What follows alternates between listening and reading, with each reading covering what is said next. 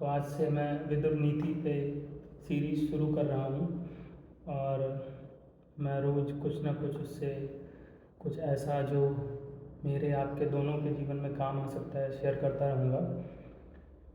विदुर जी के बारे में बता दूँ तो विदुर धृतराष्ट्र और महाराज पांडु के तीसरे भाई थे।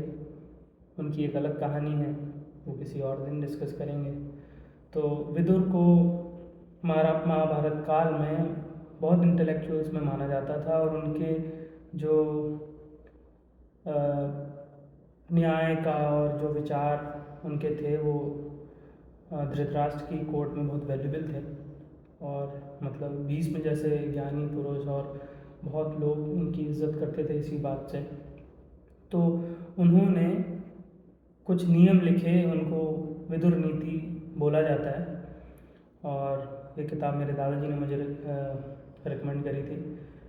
तो इसमें बेसिकली हम जानेंगे कि विदुर इतने ज्ञानी होने के बाद भी कैसे हम्बल हैं और वो कैसे चीज़ें समझते और बनाते और मैनेज करते हैं, जबकि महाभारत काल में वो बड़ी ही असमंजस में है क्योंकि परिवार ही लड़ रहा है।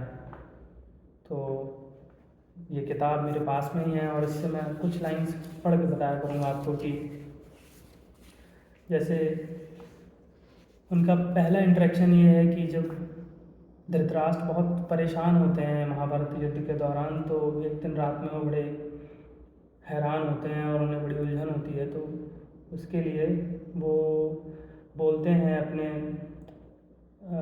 किसी आदमी से कि जाओ और विदुर को बुला के लाओ।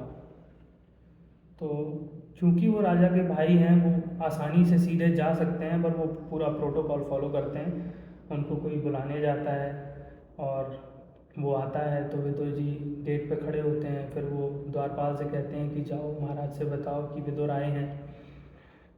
तो परमिशन लेते हैं वो और उसके बाद वहाँ से महाराज कहते हैं कि मुझे विदुर से कोई ख़तरा नहीं है या विदुर मेरे अपने हैं, आप उन्हें अंदर लाइए, ऐसा सम्मान वापस अंदर लाइए।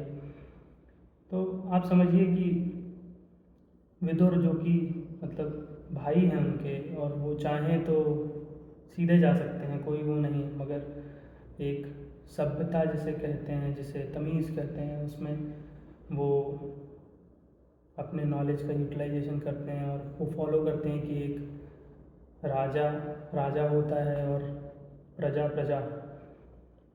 तो वो इस तरीके से उसको बुलाते हैं।